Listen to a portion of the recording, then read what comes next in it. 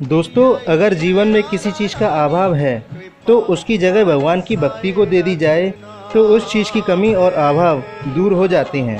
तो इसी शिक्षा पर आधारित हमारी राधा रानी की एक सच्ची घटना जो कि इस वीडियो के माध्यम से बताने जा रहा हूँ। वीडियो को अंत तक अवश्य देखें।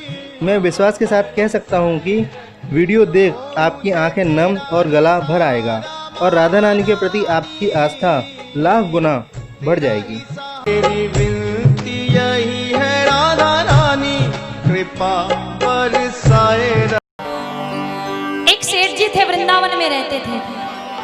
उन्हें किसी बात की कमी नहीं थी। ध्यान से सुनना, मैं फालतू बात नहीं कर रही हूँ, बहुत मतलब की बात है।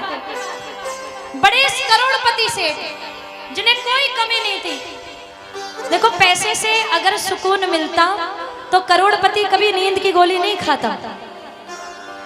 करोड़पति नींद की गोली खाता नहीं, बिस्तर पे पैसे लगाता और सो जाता, नींद आ जाती।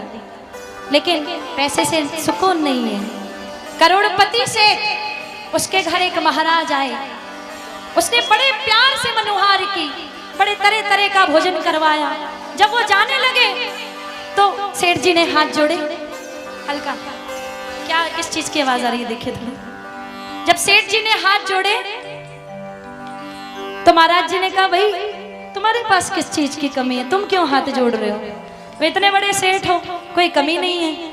तो सेठ जी कहने लगे, महाराज जी मेरे 3 बेटे 3 बहुएं, पत्नी स्वर्गवासी हो चुकी है, जिंदगी में एक ही चीज की कमी है। अगर मुझे एक बेटी होती तो बड़ा सुकून होता दिल को, हर बात उससे कर पाता जो बेटे से नहीं कर पाया। महाराज जी ने कहा, अच्छा बेटी नहीं है?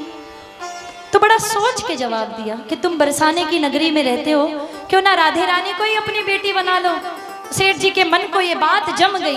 उन्होंने एक बहुत बड़ा चित्र बनवाया राधे रानी का, अपने कमरे में लगवाया, और जहां सोते ठीक उसके सामने, जब उठते तो प्रणाम करते, सोते तो प्रणाम करते, खाते तो प्रणाम करते, कहीं जाते तो प्रणाम करते, हर बात राधा रानी से किया करते। बेटी ऐसा हुआ, बेटी ऐसा हुआ, बेटी ऐसा हुआ। एक दिन ऐसा हुआ कि सेठ जी के घर एक मनिहारी आई चूड़ी पहनाने। 3 बहुएं थी, सेठ जी दुकान पर थे, हर साल आया करती थी। पहले घूंघट में आई, उसने हाथ बढ़ाया तो मनिहारी ने उसे चूड़ी पहनाई। दूसरी आई, दूसरी ने हाथ बढ़ाया तो उसे चूड़ी पहनाई। तीसरी आई, तीसरी को चूड़ी पहनाई, और पोटली बांधने लगी तो चौथा हाथ आगे आ गया। जैसे चौथा हाथ आ गया तो मनिहारी ने सोचा, इनकी 3 बहुएं हैं, हो सकता है कोई मेहमान आया हो, इतने बड़े व्यापारी हैं, उसे भी चूड़ी पहना दी।